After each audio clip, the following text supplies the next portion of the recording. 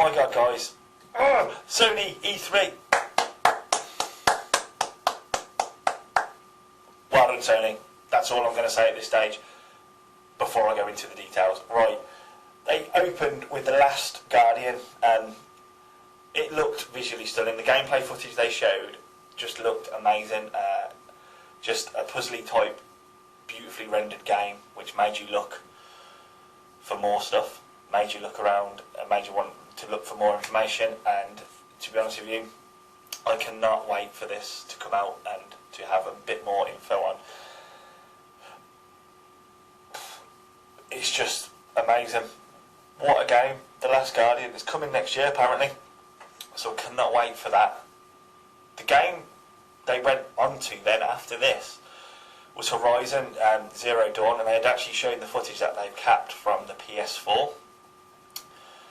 It's a fight between man versus machine. It looks a bit Skyrim-y on the same point of play. It looks like Skyrim. To me it did anyway. It looks stunning. The mechanics look good. I'm hoping it's going to be an RPG. The bit they showed was the world's basically collapsed. Machines have risen up from the looks of it, Terminator style, I suppose. But it leads you into a false sense of security at the start of this trailer, because it makes you think that the world's collapsed and we've gone back to old school times where we were hunting for food. But you actually then, turns out that there's like mechanical animals, and that's what you're hunting. It looks solid, to be fair. It looks really, really, really good. I personally wanted to see more. Again, with all these, they've got like an hour and a half slot, and they cram so much into it. Now I can understand why, but it just left you wanting more. Phenomenal. The next game, again, they've started off with two fantastic games in my opinion. Then they move on to this gem, Hitman, brand new Hitman. Agent 47 is back. This time you can travel worldwide apparently, and there's going to be 6 contracts exclusive to Xbox, exclusive to PS4, as well as an exclusive beta for this. It looked amazing. They showed Agent 47 running through the woods, and they showed then bits of gameplay of what you can and can't do. And it just looked amazing. It was just like, I love the Hitman series, always have done, always will do. And a decent Hitman's game has been missing, so I'm really, really pleased that they've showed this, they've demoed it. And they've promised that the world will grow as time moves on, so I'm presuming that's going to be in the form of DLC. But we will wait to see. But again, 3 games in, 3 brilliant games. Sony, yes. Then they moved on to a game which we all knew that they were going to announce. I think we all knew that when they got the exclusive rights for this game, we knew it was going to be announced at this year's E3. Street Fighter 5. I'm not a big Street Fighter fan. I know, shoot me. I'm not a real beat 'em up. The only real fighting game I play is Mortal Kombat. I don't know. It's just, I think growing up I played more Mortal Kombat. It's not really a genre of game that interests me, but I must admit this did look beautiful. Very big, over-the-top characters, well-rendered backgrounds. They showed Birdie and Cammy as the 2 characters. Would I have liked to have seen a bit more of Ken and Ryu? Probably, but it's exclusive to PS4. It's a massive exclusive title to get.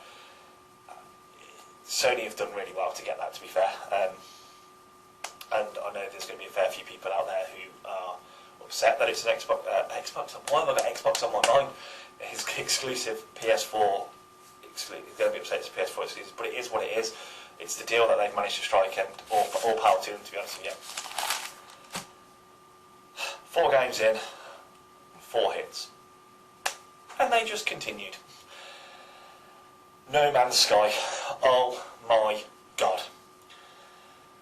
He showed live gameplay of this. This world, this universe that they have created is massive. The whole point of the game is to try to get to the centre of the galaxy. He reversed this image back to show what you could discover. I could live till I'm 1,000,005 and I would never, ever, ever discover everything that's in that game. Just wouldn't happen. It's just a giant sandbox. You basically you explore, you trade, you survive, and you fight.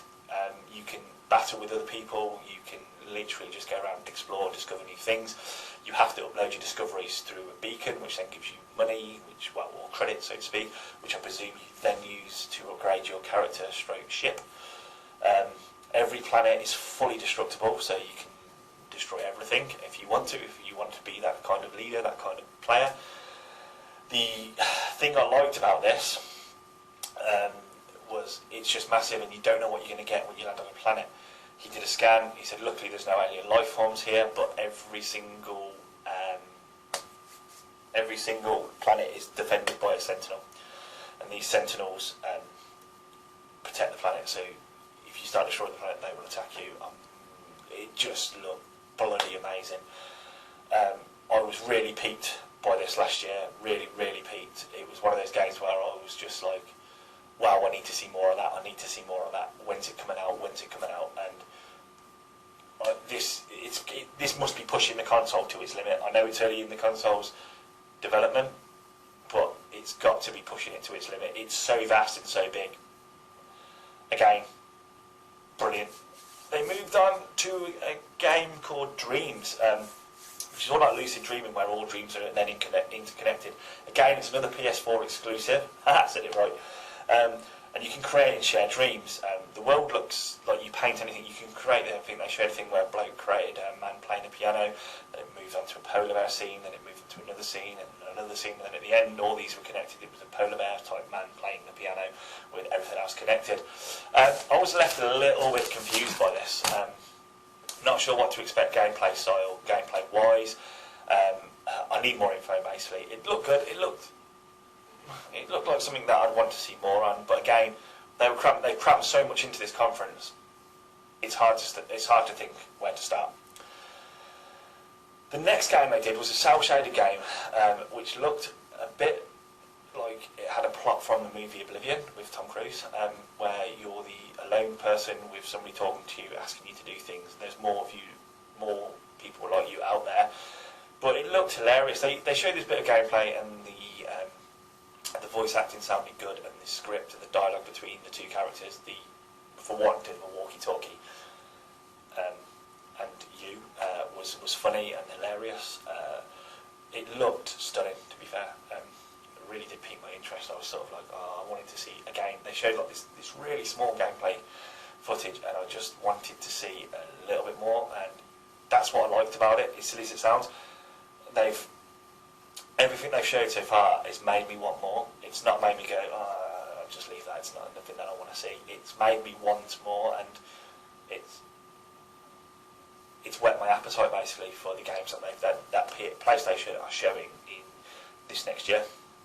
What more could you ask for as a gamer? What more could you ask for?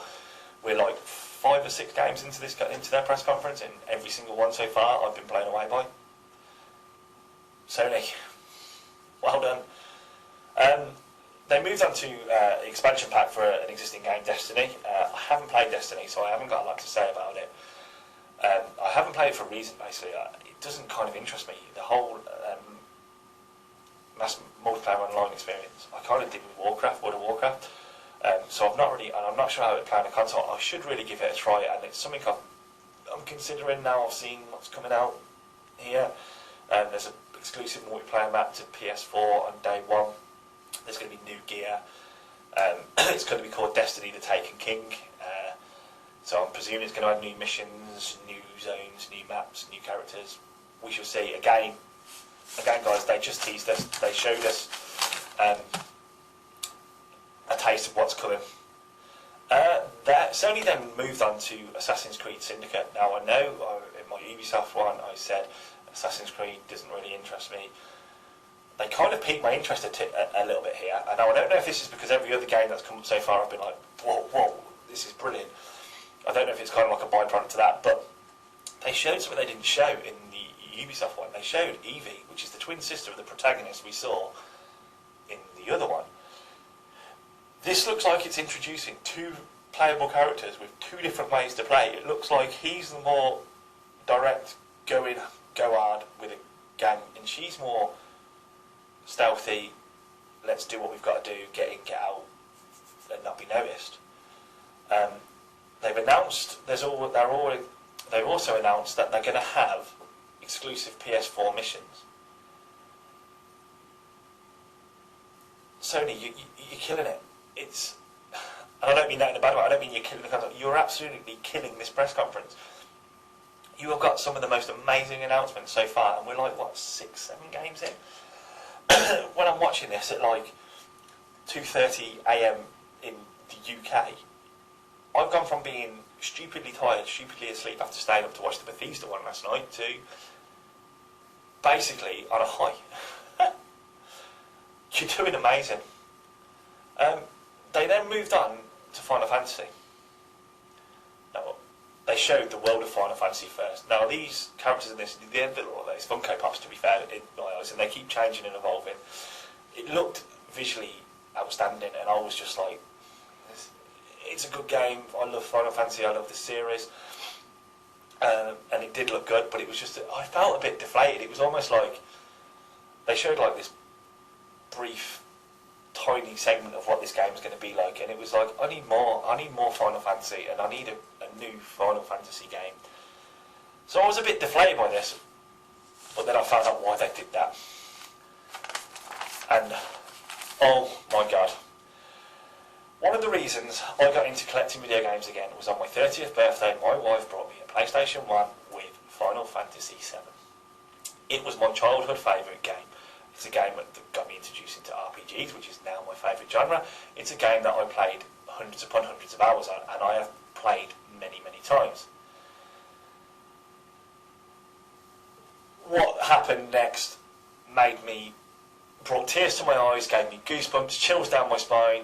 I was literally screaming. They showed this footage, and I was like, that's Final Fantasy VII. No, they can't be doing that. They can't be doing that. A bit more went on. I was like, no, that definitely is.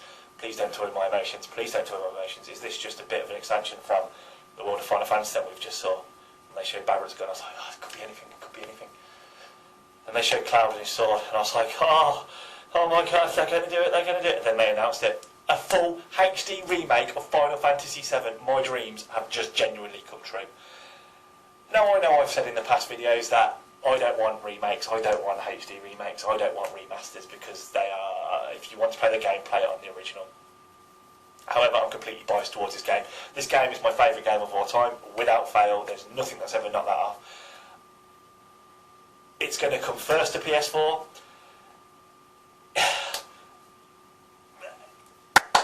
Just, yes, Sony, yes.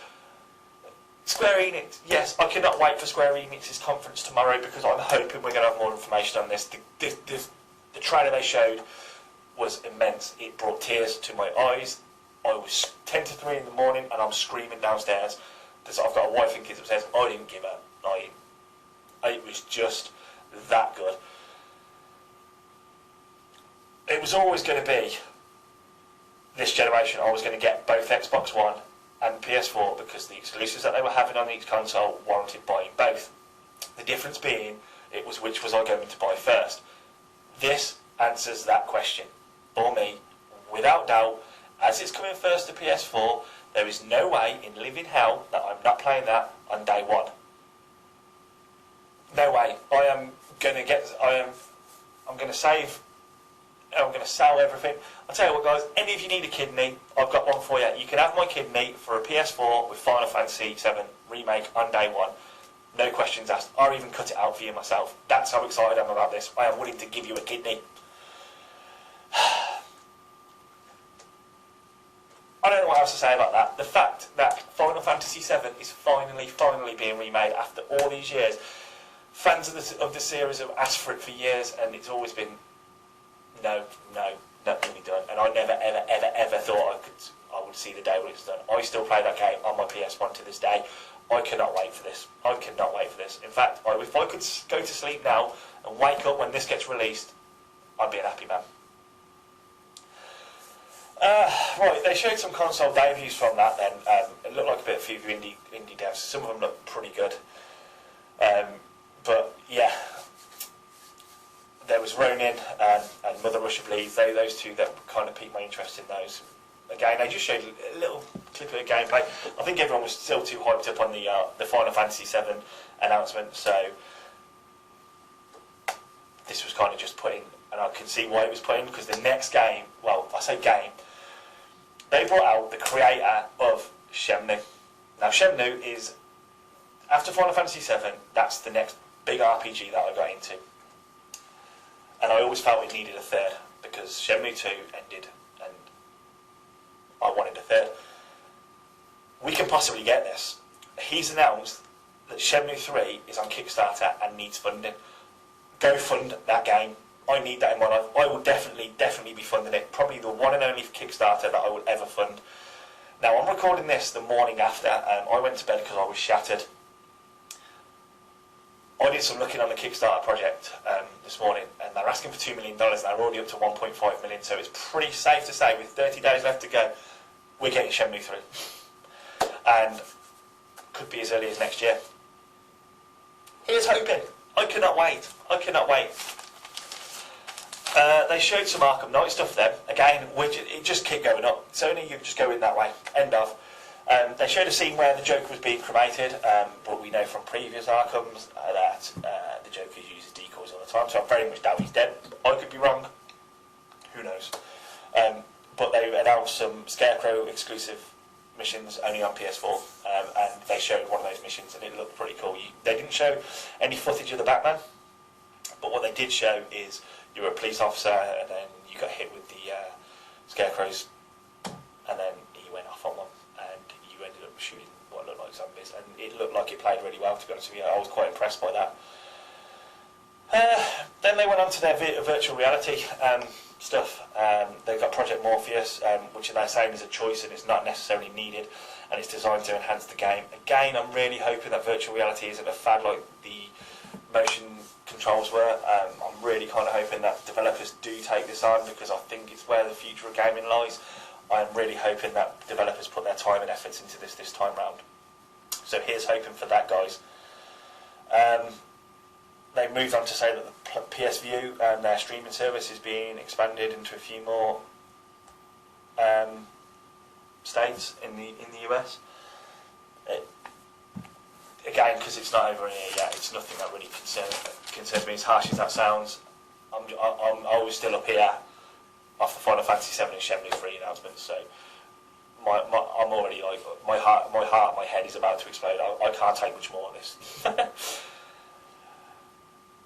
Microsoft has managed to get the rights to Tomb Raider exclusives, so they've managed to take that bit off Sony. I mean, Tomb Raider started on the Sony platform, as we all know, and then they managed to get it completely off them into theirs. And also, Microsoft always had the first multiplayer map downloads from Call of Duty. That's now all changed. Sony have done a partnership with Activision, and for Call of Duty Black Ops 3, which they showed some phenomenal footage of, the maps are going to be available first on PS4. So that's a huge announcement for the Sony. That's a huge coup, I think. I think a lot of people who enjoy Call of Duty, I do enjoy Call of Duty, I just suck at it. If you want your kill death ratio to get up, just add me on Xbox Live, and I will gladly play hard, try hard for you, and die anyway. Simple as. I am poor. I do enjoy the game, but I just wish there was a better campaign mode, and it looks to me that Black Ops 3 has that. It's got a co-op campaign this time. The gameplay looked fast and fluid. It looked nice. The only thing I didn't understand was there was a bit where you could walk through a wall. It looked like you could walk through a wall. I'm not sure how I feel about that. But then again, I haven't played anything after Black Ops 2. I know there was Ghosts and Advanced Warfighter, so I don't know. I don't know. It's due out in November, like all Black Ops are. So November could be an expensive month for gamers. So, so yeah. And there's going to be a PlayStation 4 exclusive beta of Black Ops 3 in August. So we shall see about that. They then showed basically a massive montage, and they showed some games coming. The ones I could see with any worth noteworthy. Again, it was just like a montage trailer. It was Deus Ex, Metal Gear Solid, Arkham Knight. Until Dawn looked fairly interesting. It looked like a bit of a survival horror game. So again, it was the bit they showed was just a worm rat to the top and somebody grabbed her. Bit dodgy to a degree, but it looked kind of interesting. And it looks like they're going to be giving their PS Vita some love, which is fantastic, really, because I think it's an underrated handheld. I've got the PSP. I have played a Vita, and it's something that I want to get basically and do more on. I do want to get a Vita. I think there's some fantastic RPGs out on the Sony handhelds, and it won't ever rival the Nintendo handhelds. They've always had a market. They've always done that, but I think it's got a place in the market, and I'm really glad to see that Sony aren't giving up on it. Then I went to the big Star Wars announcement. There's Disney Infinity 3.0. My kids have played Disney Infinity. It's not something I've ever been interested in. However, there's the Twilight of the Republic, which is episodes 1 through to 3, and the Rise Against the Empire, which is episodes 4 through to 6. They've got a limited edition 3.0 coming exclusive to PS4. I'm not really... I see it as a cash cow. Like Amiibos, I see it as a cash cow. It's... From what I can gather from the Disney Infinity that I played, which was the first version with the children, they got the starter pack, which came with like 3 characters, but I need, for them to get any enjoyment out of the game, to play together, I needed to buy more characters, and it's just like, I've just paid £70 for this whole thing. Why can I not have my children play 2-player if they want to in the world of The Incredibles? And I see it as a cash cow,